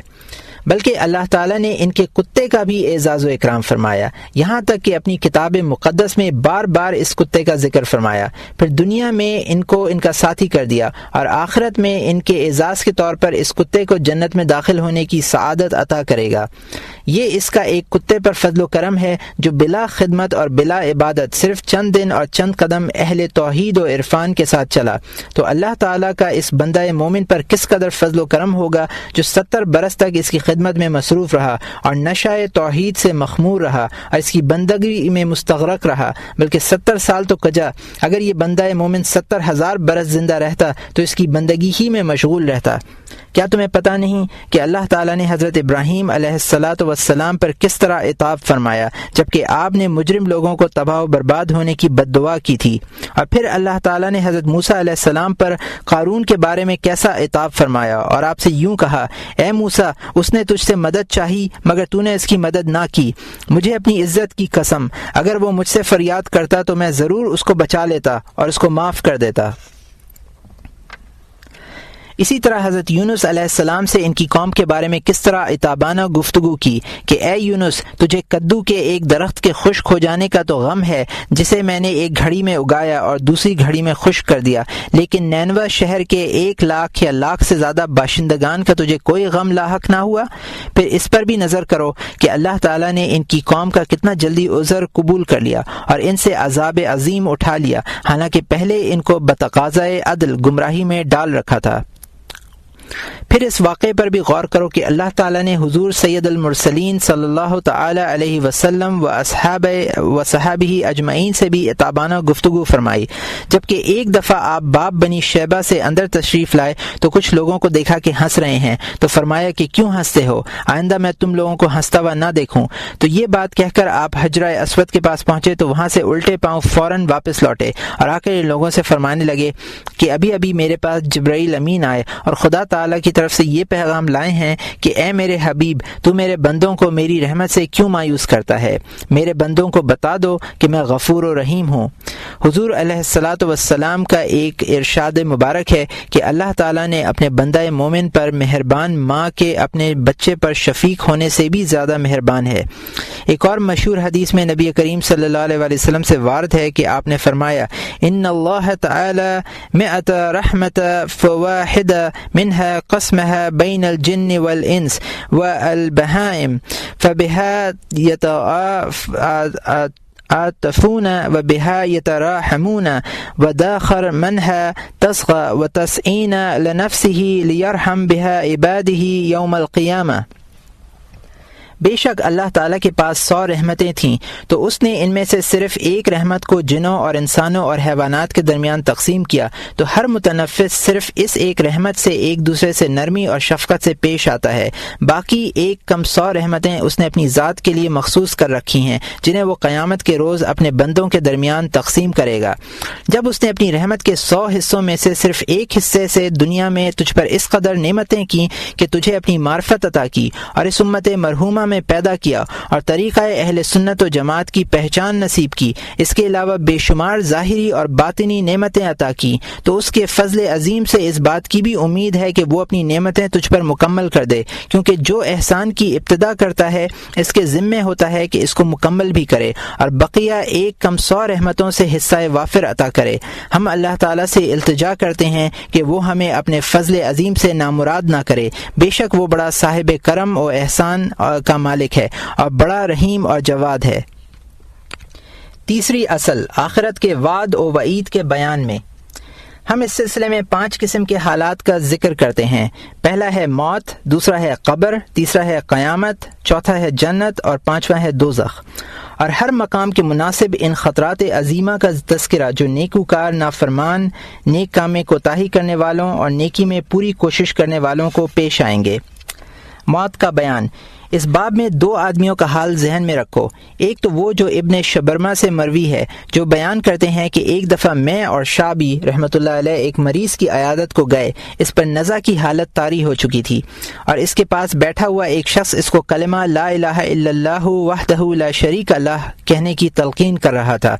جب شعبی نے اس شخص سے کہا مریض سے نرمی اور شفقت سے پیش آؤ، اتنے میں مریض بول اٹھا اور کہنے لگا تو مجھے کلمہ طیبہ کی تلقین کرے یا نہ کرے میں یہ ضرور پڑھوں گا۔ پھر اس مریض نے قرآن کریم کے یہ الفاظ پڑھے وَأَلْزَمَهُمْ كَلِمَةُ التَّقْوَى وَكَانُوا أَحَقَّ بِهَا وَأَهْلَهَا۔ ترجمہ، اور اللہ تعالیٰ نے کلمہ تقوی ان کے لیے لازم کر دیا اور وہ اس کے بہت حقدار اور اہل تھے۔ تو شعبی نے کہا الحمدللہ الذی نجا صاحبنا۔ ترجمہ، اس خدا کی حمد و ثنا جس نے ہمارے دوست کو نجات عطا کی۔ دوسرا واقعہ وہ ہے جو حضرت فضیل بن عیاض رضی اللہ تعالی عنہ سے مروی ہے کہ آپ اپنے ایک شاگرد کے پاس پہنچے جو مر رہا تھا، اس کے سر کے پاس بیٹھ گئے اور سورہ یاسین پڑھنے لگے تو اس نے کہا سورہ یاسین پڑھنی بند کر دیں۔ پھر آپ نے اسے کلمہ لا الہ الا اللہ کی تلقین کی، مگر اس نے کہا میں یہ کلمہ بالکل نہیں پڑھوں گا، میں اس سے بیزار ہوں، اور ان الفاظ پر اس کی موت واقع ہو گئی۔ حضرت فضیل بن عیاض رضی اللہ تعالی عنہ کو اپنے شاگرد کے برے خاتمے کا سخت صدمہ ہوا اور 40 روز تک اپنے گھر سے باہر نہ نکلے اور اندر ہی بیٹھ کر روتے رہے۔ 40 دن کے بعد خواب میں دیکھا کہ اس شاگرد کو فرشتے دوزخ میں گھسیٹ رہے ہیں۔ آپ نے اس سے دریافت کیا کس وجہ سے اللہ تعالیٰ نے تیری معرفت سلب کر لی، حالانکہ تو میرے صاحب علم اور لائق ترین تلامذہ میں سے تھا؟ تو اس نے جواب دیا 3 عیوب کی وجہ سے۔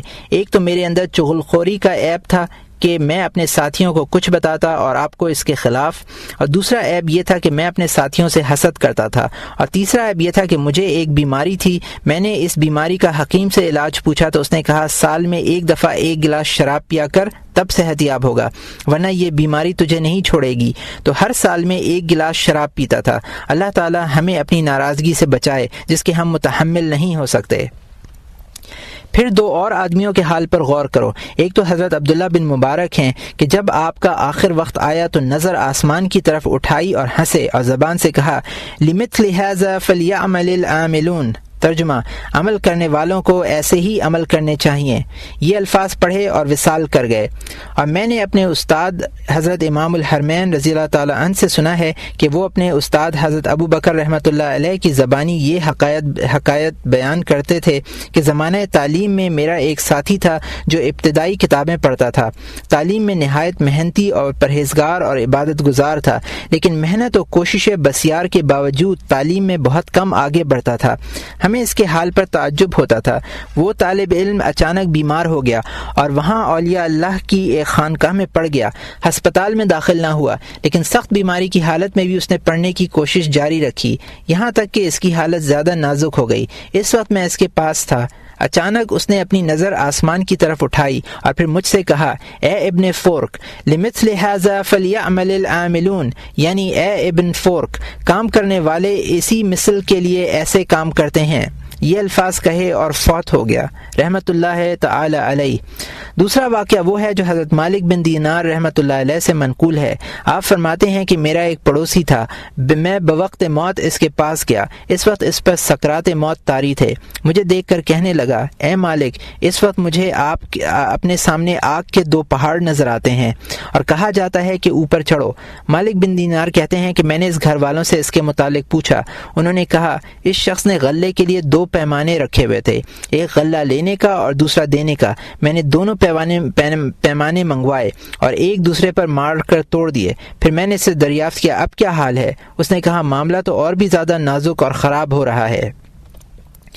قبر اور بعد الموت کا حال۔ اس باب میں بھی 2 آدمیوں کا قصہ خاص طور پر یاد رکھنے کے لائق ہے۔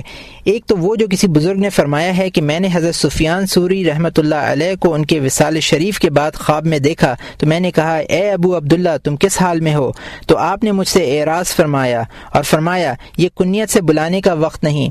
پھر میں نے کہا اے سفیان کس حال میں ہو؟ تو آپ نے جواب میں یہ اشعار پڑھے نظرت الی ربی عیانا فقال لی ہنیئا رضائی عنک یا ابن سعید لقد كنت كواما اذا الليل كالدجا ببصرة مشتاق وقلب عميد فدونك فاخترائي قصر تريد وَذَرْنِي فَإِنِّي عَنْكَ غَيْرَ بَعِيدٍ۔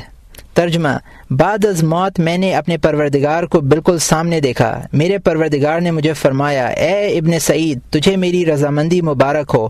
تو تاریک راتوں میں میری یاد کے اندر کھڑا رہتا تھا۔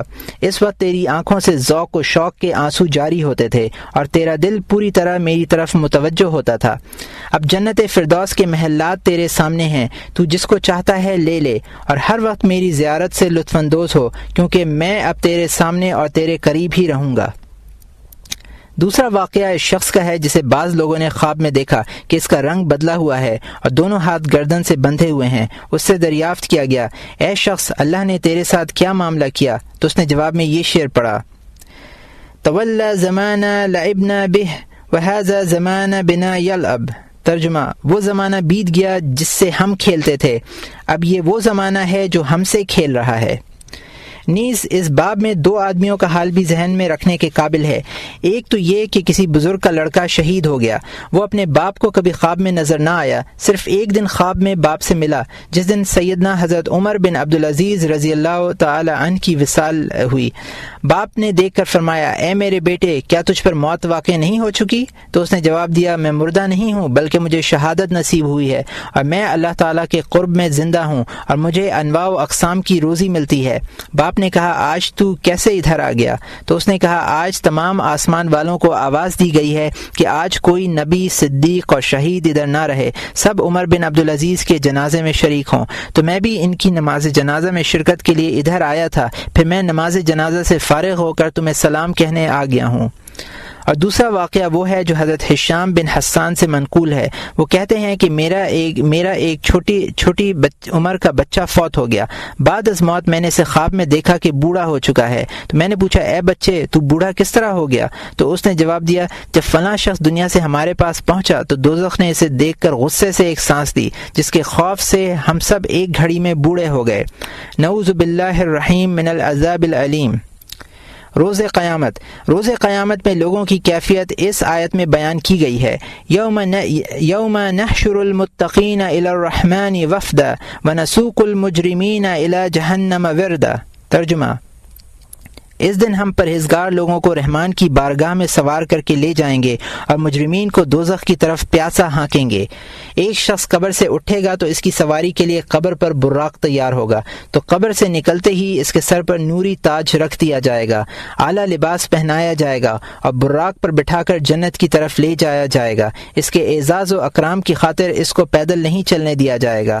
اور دوسرا شخص قبر سے اٹھے گا تو دوزخ کے فرشتے دوزخ کی زنجیر اور انواع و اقسام کے عذاب اسے دوزخ کی طرف پیدل چلنے کی فرصت بھی نہیں دیں گے، بلکہ قبر سے نکلتے ہی اسے چہرے کے بل گھسیٹ کر فرشتے دوزخ میں ڈال دیں گے۔ نعوذ باللہ من غضبہ۔ میں نے بعض علماء کرام سے یہ حدیث مبارک سنی ہے کہ حضور صلی اللہ علیہ وآلہ وسلم نے فرمایا، قیامت کے دن ایک قوم قبروں سے نکلے گی، ان کے لیے سبز پروں والی نہایت عمدہ سواریاں ان کے قبروں پر تیار کھڑی ہوں گی۔ وہ ان پر سوار ہو جائیں گے تو وہ انہیں اڑا کر میدان محشر سے آگے لے جائیں گے، چنانچہ وہ ان سواریوں پر جنت کی دیواروں تک پہنچ جائیں گے۔ جنت کی دیواروں پر محافظ فرشتے انہیں دیکھ کر آپس میں کہیں گے، یہ کون لوگ ہیں؟ بعض جواب دیں گے، شاید یہ لوگ حضرت محمد صلی اللہ علیہ وآلہ وسلم کی امت سے ہیں۔ تو چند فرشتے ان کے پاس آئیں گے اور پوچھیں گے، تم کون ہو اور کس امت سے ہو؟ تو وہ جواب دیں گے، حضرت محمد صلی اللہ علیہ وآلہ وسلم کی امت میں سے ہیں۔ تو فرشتے ان سے پوچھیں گے، کیا تمہارا حساب و کتاب ہو چکا؟ تو وہ جواب دیں گے، ہمارا کوئی حساب نہیں ہوا۔ پھر فرشتے دریافت کریں گے، کیا تمہارے اعمال تولے جا چکے ہیں؟ وہ اس کا بھی نفی میں جواب دیں گے۔ پھر فرشتے ان سے دریافت کریں گے، کیا تم نے اپنے اعمال نامے پڑھ لیے ہیں؟ وہ کہیں گے نہیں۔ تو فرشتے ان سے کہیں گے، واپس چلو، کیونکہ یہ سب کارروائی پیچھے رہ گئی ہے۔ تو وہ لوگ جواب دیں گے، کیا تم نے ہم کو کوئی چیز دی تھی جس کا ہم سے حساب لیا جائے؟ دوسری حدیث میں ہے، وہ جواب دیں گے، دنیا میں ہم کسی شے کے مالک نہیں تھے کہ ہم عدل و انصاف کرتے یا ظلم کا ارتکاب کرتے۔ ہم تو دنیا میں اپنے رب کی بندگی اور عبادت میں مصروف رہے، یہاں تک کہ آج اس نے ہم کو یہاں بلایا تو ہم آ گئے۔ اتنے میں کوئی آواز دینے والا آواز دے گا کہ میرے بندوں نے ٹھیک بیان کیا۔ اخلاص سے نیکی میں زندگی گزار کر آنے والے لوگوں سے کوئی پرسش اعمال نہیں ہوگی، اور اللہ تعالیٰ غفور و رحیم ہے۔ اے مخاطب، کیا تو نے خدا تعالیٰ کا یہ فرمان مبارک نہیں سنا؟ افمن یلقی فی النار خیر من یاتی آمنا یوم القیامہ۔ ترجمہ، تو کیا جو شخص دوزخ میں ڈالا جائے وہ اچھا ہے یا وہ شخص جو امن و عافیت کے ساتھ جنت میں چلا جائے؟ تو وہ شخص کس قدر عظیم المرتبہ ہوگا جو قیامت کے ان خوفناک مناظر، ہیبت ناک زلزلوں، ڈرانے والے واقعات کو دیکھے گا، مگر اس کے دل کو کوئی خوف، گھبراہٹ اور بوجھ محسوس نہیں ہوگا، بلکہ وہ خدا کی مہربانی سے عرصات قیامت میں سے سکون اور امن کے ساتھ گزر کر جنت کی طرف چلا جائے گا۔ ہم اللہ تعالیٰ سے درخواست کرتے ہیں کہ ہمیں اور تمہیں سب کو ان نیک بختوں میں داخل کرے، اور یہ اللہ جل جلالہ کے لیے کوئی مشکل نہیں۔ جنت اور دوزخ کا بیان۔ اس باب میں قرآن مجید کی ان دو آیات پر غور کرو۔ ایک آیت میں ہے وَسَقَاهُمْ رَبُّهُمْ شَرَابًا طَهُورًا إِنَّ هَذَا كَانَ لَكُمْ جَزَاءً وَكَانَ سَعْيُكُمْ مَشْكُورًا۔ ترجمہ، اللہ تعالیٰ انہیں شراب طہور کے جام پلائے گا اور ان سے کہا جائے گا یہ ہیں تمہارے اعمال کی جزا اور تمہاری کوشش جو مقبول ہوئی۔ اور دوسری آیت وہ ہے جس میں اللہ تعالیٰ نے اہل دوزخ کا حال اس طرح نقل کیا ہے ربنا اخرجنا منها فإن عدنا فإنا ظالمون قال اخسئوا فيها ولا تكلمون۔ ترجمہ، عرض کریں گے اے ہمارے پروردگار ہمیں اس دوزخ سے نکال، اگر ہم نے دوبارہ تیری نافرمانی کی تو بے شک ہم ظالم ہوں گے۔ اللہ تعالیٰ جواب میں فرمائے گا اسی میں ذلت و خواری کے ساتھ پڑے رہو اور مجھ سے بات بھی نہ کرو۔ روایت میں ہے کہ اس کے بعد ان کی شکلیں کتوں کی طرح کی ہو جائیں گی اور وہ اس میں کتوں کی طرح بھونکتے پھریں گے۔ نعوذ باللہ الرؤوف الرحیم من العذاب العلیم۔ تو معاملہ ایسا ہی ہے جیسے حضرت یحییٰ بن معاذ رازی رحمۃ اللہ علیہ نے فرمایا ہے کہ ہم نہیں جانتے کہ دو مصیبتوں میں سے بڑی مصیبت کون سی ہے، جنت کو ہاتھ سے دینا یا دوزخ میں جانا۔ جنت سے صبر کی کوئی گنجائش نہیں اور عذاب دوزخ کو برداشت کرنے کی کوئی صورت نہیں، لیکن بہر صورت نعمت کا فوت ہونا عذاب دوزخ برداشت کرنے سے نسبتاً آسان ہے۔ پھر دوزخ میں ہمیشہ رہنا حادثہ کبریٰ اور مصیبت عظمیٰ ہے، اس لیے کہ اگر عذاب کسی وقت ختم ہو جانے والا ہوتا تو پھر بھی قدر سہولت تھی، لیکن وہ تو ابد الآباد تک رہے گا، وہ کسی انتہا پر جا کر اختتام پذیر نہ ہوگا۔ تو کس دل میں ایسا عذاب برداشت کرنے کی طاقت ہے اور کس کی جان اس پر صبر کر سکتی ہے؟ اس لیے حضرت عیسیٰ علیہ السلام نے فرمایا عذاب دائمی کا تذکرہ کرنے والوں کے دلوں کو ٹکڑے ٹکڑے کر دیتا ہے۔ حضرت حسن رضی اللہ تعالی عنہ کے سامنے جب اس شخص کا ذکر کیا گیا جو سب سے آخر دوزخ سے نکلے گا، جس کا نام حناد ہوگا، اس کو 1000 سال عذاب ہوگا، وہ یا حنان یا منان پکارتے ہوئے دوزخ سے باہر آئے گا، تو اس کا حال سن کر رو پڑے اور فرمانے لگے کاش حناد میں ہوتا۔ لوگوں کو آپ کے اس قول پر تعجب ہوا تو آپ نے فرمایا تم پر افسوس کی بات نہیں سمجھتے، وہ ایک نہ ایک دن عذاب سے نکل تو آئے گا۔ میں کہتا ہوں خوف و ڈر کا یہ سارا معاملہ ایک اصولی بات کی طرف لوٹتا ہے، اور وہی ایک نقطہ ہے جو پشتوں کو توڑتا ہے اور چہروں کو زرد کرتا ہے، جس کے تصور سے جگر پگھل جاتے ہیں، دل ٹکڑے ٹکڑے ہو جاتے ہیں اور رونے والوں کی آنکھیں خون کے آنسو برساتی ہیں۔ وہ نقطہ ہے معرفت الہی کا چھن جانا۔ یہی وہ اصل بات ہے جس کے خوف ڈرنے والوں کو ہر وقت لگا رہتا ہے، جس پر رونے والوں کی آنکھیں ہر وقت آنسو بہاتی رہتی ہیں۔ بعض بزرگوں کا قول ہے غم 3 طرح کے ہیں، طاعت اور نیکی کا غم کہ شاید وہ قبول نہ ہو، گناہ اور معصیت کا غم شاید اس کی مغفرت نہ ہو، اور معرفت کا غم کہ وہ کسی وقت چھن نہ جائے۔ بعض اہل اخلاص نے کہا ہے کہ غم در حقیقت ایک ہی ہے اور وہ سلب معرفت کا غم، باقی ہر غم اس سے کم درجے کا ہے کیونکہ وہ کسی وقت ختم ہو سکتا ہے، لیکن سلب معرفت کا غم کبھی دور نہیں ہو سکتا۔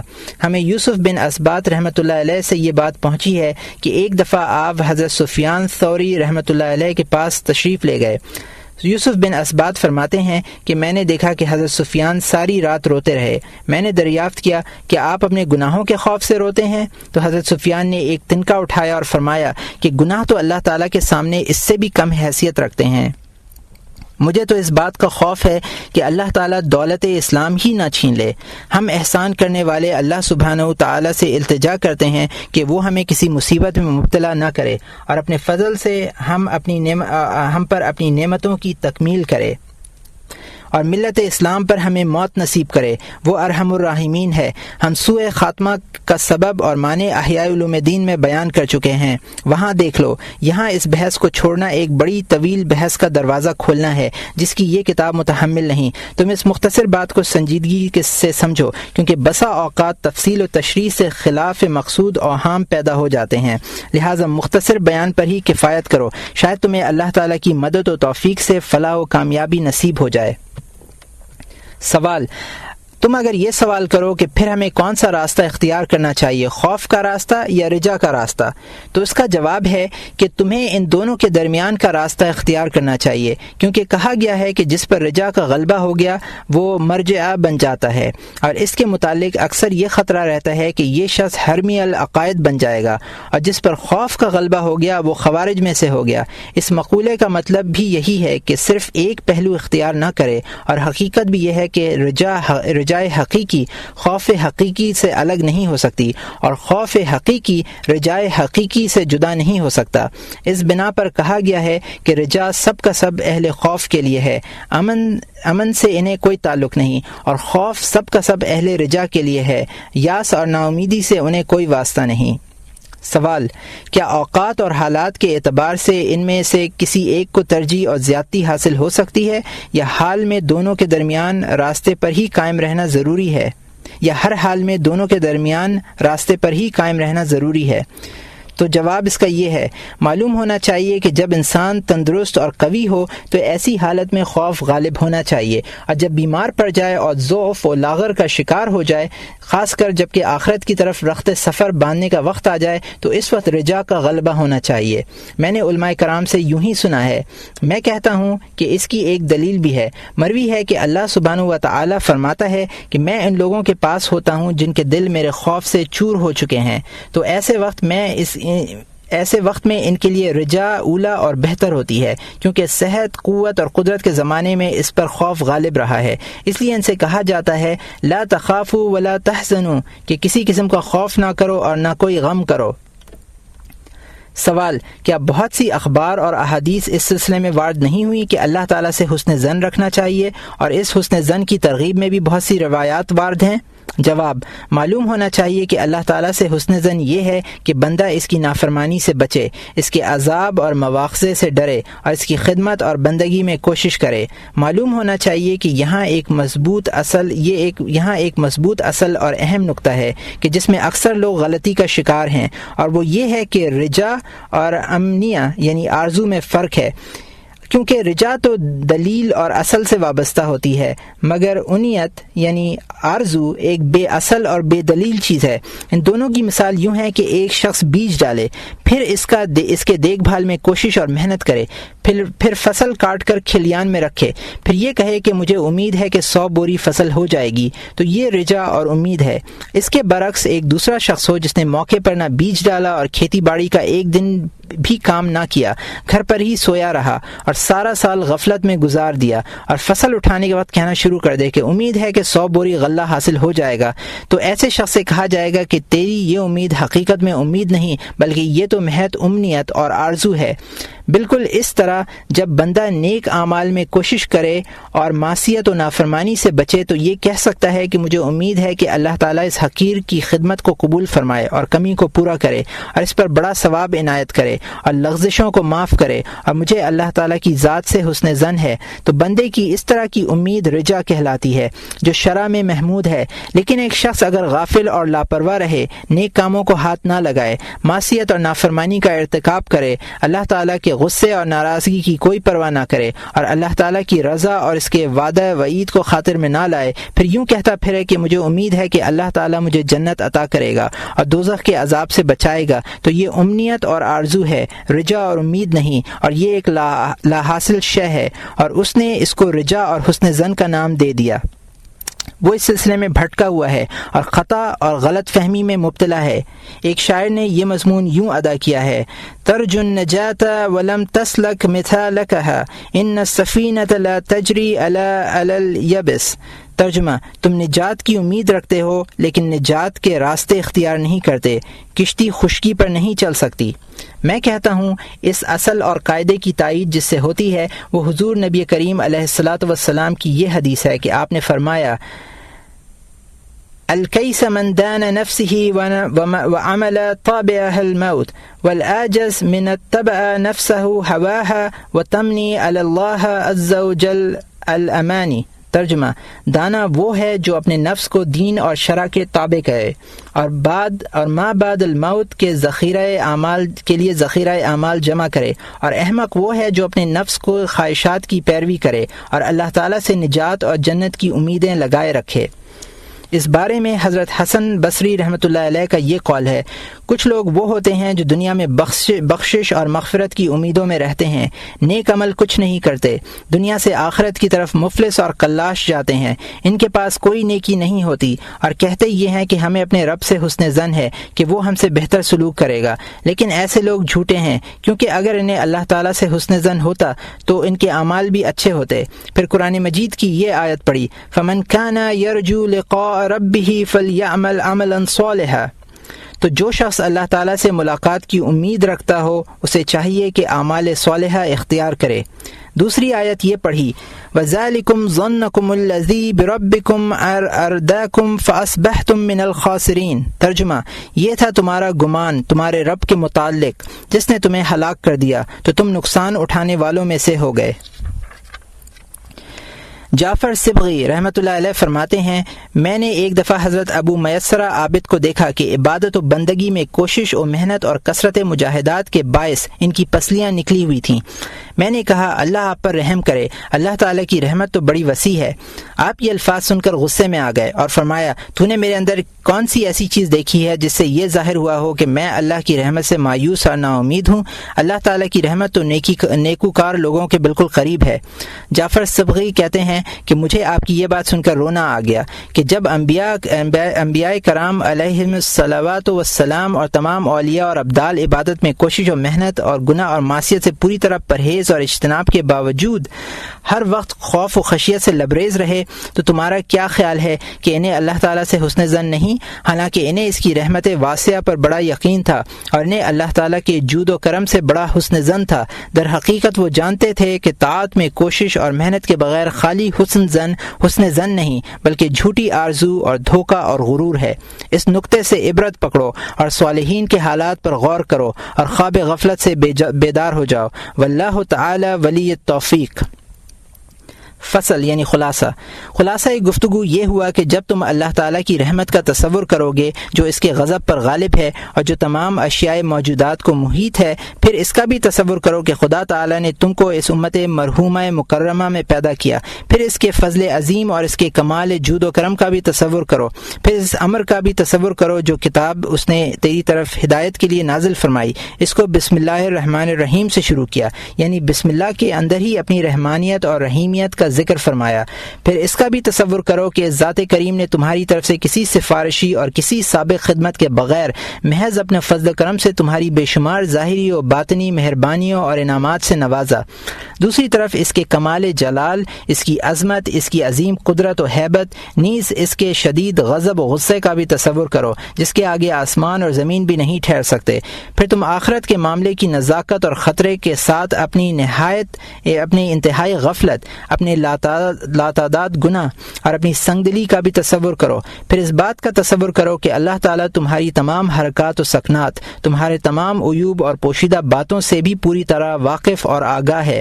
پھر تم اس کے حسن وعدہ اور اس ثواب کو بھی ذہن میں لاؤ جس کی کنہ اور حقیقت انسانی وہم و گمان سے بہت بلند ہے۔ پھر اس کی شدید وعیدوں اور اس کے عذاب علیم کو بھی خیال میں لاؤ جس کے قلوب انسانی متحمل نہیں ہو سکتے۔ نیز تم اس کے فضل و کرم، اس کے مقابلے میں اس کے عذاب، پھر اس کی رحمت و شفقت، پھر اپنے نفس کی زیادتی اور بے راہ روی اور جرائم و معاصی کو بھی ذہن میں رکھو، تو یہ تمام باتیں تمہارے اندر خوف و رجا کی صفت پیدا کر دیں گی اور تم درمیانی راستے پر چل پڑو گے، اور تم بے خوفی اور نا امیدی کے دونوں ہلاک کن راستوں اور بے خوفی اور نا امیدی کی وادیوں میں حیران پھرنے والوں سے الگ ہو جاؤ گے، اور ہلاک و برباد ہونے والوں سے کنارہ کش ہو جاؤ گے، اور خوف خوف اور رجا کی معتدل شراب سے سرشار ہو جاؤ گے، پھر نہ تو صرف رجا کی ٹھنڈک سے ہلاک ہو گئے اور نہ محض خوف کی آتش میں جلو گے۔ اب تم اپنے مقصود سے ہمکنار ہو گئے اور دونوں مہلک امراض سے بچ گئے۔ اب تم اپنے نفس کو طاعت اور بندگی پر آمادہ پاؤ گے اور وہ غفلت اور سستی کے بغیر دن رات خدمت میں مصروف ہو جاؤ گے، اور اسی طرح تم گناہوں اور ذلیل حرکتوں سے پوری طرح محفوظ ہو جاؤ گے اور برائیوں سے پوری طرح کنارہ کشی اختیار کر لو گے۔ حضرت نوف بقالی رحمۃ اللہ علیہ فرماتے ہیں، نوف جب جنت کا ذکر کرتا ہے تو اس کے دل میں جنت کا شوق پیدا ہو جاتا ہے، اور جب اسے آتش دوزخ یاد آتی ہے تو مارے خوف کے اس کی نیند اڑ جاتی ہے۔ خوف و رجا کی یہ صحیح کیفیت پیدا کرنے کے بعد تم اللہ تعالیٰ کے برگزیدہ اور خواص عابدین میں ہو جاؤ گے، جن کا اللہ تعالیٰ نے اس آیت میں ذکر کیا ہے، انہم کانوا یسارعون فی الخیرات ویدعوننا رغبا ورہبا وکانوا لنا خاشعین۔ ترجمہ، بے شک یہ لوگ نیک کام کرنے میں جلدی کرتے تھے اور خوف و ہیبت کی حالت میں ہماری بندگی کرتے تھے اور ہمارے آگے جھکے رہتے تھے۔ اب تم نے اللہ تعالیٰ کے اذن اور اس کی حسن توفیق سے اس خطرناک گھاٹی کو عبور کر لیا۔ اب تمہیں دنیا میں بہت صفائی اور حلاوت نصیب ہوگی اور تم نے عقبہ کے لیے عظیم ذخیرہ عظیم اور اجر کثیر حاصل کر لیا۔ اللہ تعالیٰ سے دعا ہے کہ وہ ہماری اور تمہاری اپنی توفیق اور درستی سے مدد فرمائے، بے شک وہ ارحم الراحمین اور تمام سخیوں سے زیادہ بڑا سخی ہے۔ ولا حول ولا قوة الا باللہ العلی العظیم۔